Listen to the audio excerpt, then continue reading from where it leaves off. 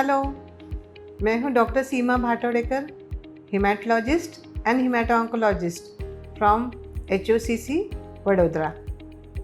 आज world sickle cell day के उपलक्ष्य में मैं आपसे सिकल सेल डिजीज़ के बारे में बात करूंगी। तो सिकल सेल डिजीज़ क्या होता है? सिकल सेल डिजीज़ एक वारसागत बीमारी है जिसमें RBC में हीमोग्लोबिन बनने में थोड़ा डिफेक्ट डेवलप होता है।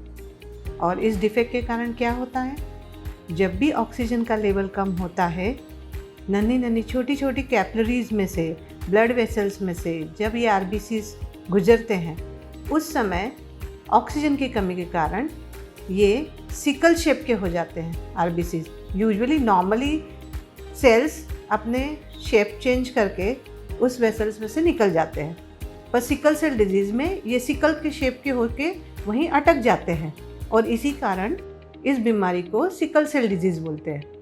तो अभी ये अटकने के कारण क्या प्रॉब्लम होता है?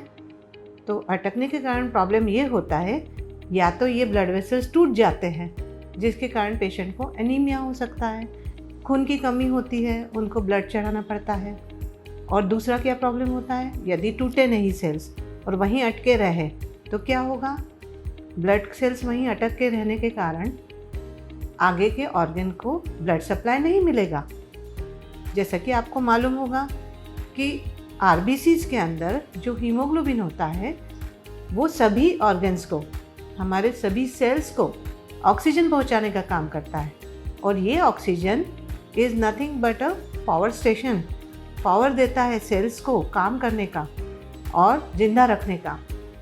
तो ये जब ऑक्सीजन सप्लाई कम हो जाता है सेल्स अटकने के कारण, तो पेशेंट्स को पेन होता है। जिस जगह पे ब्लड वेसल्स में ये सेल्स अटक गए उस जगह पे पेन होगा। दाखला खातर यदि पेशेंट के इंटेस्टाइन के ब्लड वेसल्स में ये सेल्स अटक गए तो पेट में दुखेगा, बोन्स की वेसल्स में अटक गए तो बोन पेन होगा, ब्रेन की वेसल्स में अटकेगा तो ब्रेन स्ट्रोक भी हो सकता है। इसी तरह से किसी भी ऑर्गन में ये अटकने के कारण अलग अलग जगह पे पेन पैदा कर सकते हैं। और सिकल सेल में इस पेन एपिसोड्स को हम बोलते हैं हमारी भाषा में, मतलब मेडिकल टर्म्स में, वेसो ऑक्लूसिव क्राइसिस, VOC। तो क्या जाना आपने कि सिकल सेल डिजीज़ ये एक वारसागत बीमारी है जिसमें ब्लड RBCs डिफेक्टिव बनती है और उसके कारण मरीज को या तो बार बार ट्रांसफ्यूजन करना पड़ता है या VOC के कारण पेन एक्सपीरियंस होता है। इसके आगे मैं और भी आपको जानकारी देना चाहूँगी कि ये VOC क्या केवल पेन के लिए ही खतरनाक है कि इसके और भी कोई साइड इफ़ेक्ट होते हैं? तो VOC जैसे कि हम जानते हैं कि पेन होगा तो डेफिनेटली पेशेंट कुछ ना कुछ पेन किलर लेंगे और पेन किलर से पेन ख़त्म भी हो सकता है। तो क्या पेन ख़त्म हो गया मतलब हमारी बीमारी अच्छी है, उसमें कोई प्रॉब्लम नहीं है, ज़्यादा साइड इफ़ेक्ट नहीं होंगे, ऐसा है क्या? तो नहीं। सिकल सेल डिजीज़ में VOCs में नॉट ओनली पेन को रिलीव करना रहता है, हमको ऑर्गन डैमेज से भी बचाना रहता है। क्योंकि जब भी ये वेसल्स में रेड सेल्स अटकते हैं और ब्लड सप्लाई कम करने के कारण पेन करते हैं, तो उस पेन के साथ में बहुत सारी रिएक्शंस होती है ब्लड वेसल्स के अंदर, जो कि अभी समझाना मुश्किल है, परंतु उसके साइड इफ़ेक्ट्स में ज़रूर आपको समझाना चाहूँगी कि जब भी ये वेसल्स ऑक्लूड होती है तो वेरियस साइटोकाइन रिलीज फिनोमिनन के कारण उस पर्टिकुलर ऑर्गन में डैमेज क्रिएट कराती है। और जब भी ये किसी तरह से, वो डैमेज इसलिए होता है क्योंकि सेल्स ये तैयारी में रहते हैं कि किसी तरह से ऑक्लूजन ख़त्म हो और फिर से रीपरफ्यूजन हो। तो कई बार रीपरफ्यूजन के कारण डैमेज हो सकता है टिश्यू में। तो ये सब डैमेज जो है, एक बार हुआ, 2 बार हुआ, 3 बार हुआ, ऐसे जब रिकरेंट डैमेज होगा ऑर्गन में, तो उसके कारण ultimately over a period of time हमारे एक एक ऑर्गन डैमेज हो सकते हैं।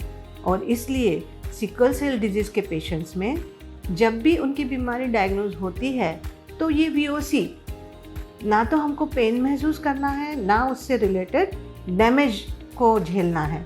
तो डैमेज भी बचाना है ऑर्गन का और पेन भी बचाना है। और इसलिए आज मैं ये वर्ल्ड सिकल सेल डे के उपलक्ष्य में आपको ये जानकारी देना चाहती हूँ कि VOC का पेन, एनीमिया और सिकल सेल डिजीज़ से रिलेटेड जितने भी कॉम्प्लिकेशंस होते हैं उनसे बचने के लिए एक ही उपाय है कि आप जैसे ही डायग्नोज होता है तो रेगुलर फॉलोअप में आइए, मॉनिटरिंग करवाइए। ब्लड रिपोर्ट्स बहुत सिंपल रहते हैं, जैसे कि CBC या यूरिन रूटीन माइक्रोस्कोपी।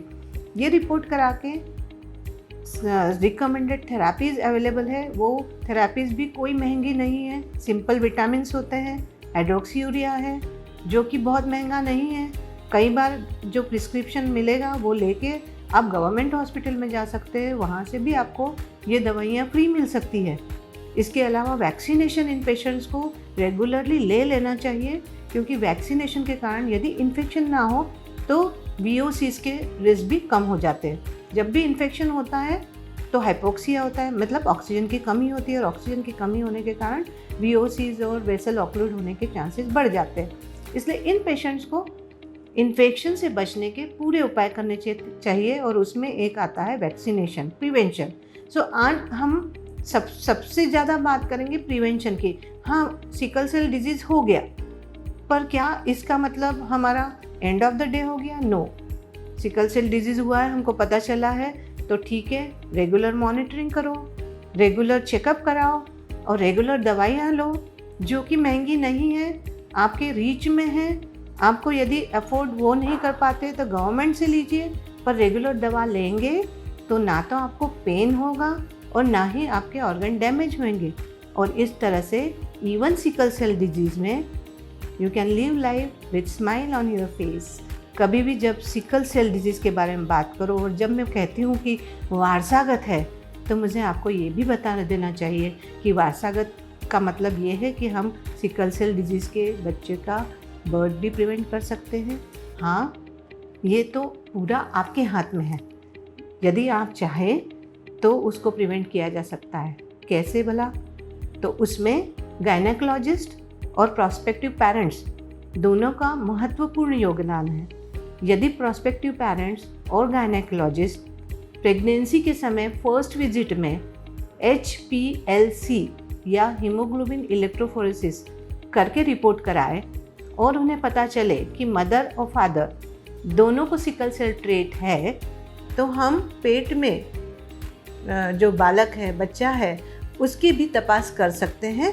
और यदि उसमें सिकल सेल डिजीज़ मतलब दोनों जीन खराब आते हैं और ट्रेट की जगह वो यदि वो डिजीज़ आता है, तो टर्मिनेशन ऑफ प्रेगनेंसी का हम सलाह पेरेंट्स को दे सकते हैं। It is up to them कि यदि वो टर्मिनेट करना चाहें तो सिकल सेल डिजीज़ हम इंसिडेंस डेफिनेटली कम कर सकते हैं।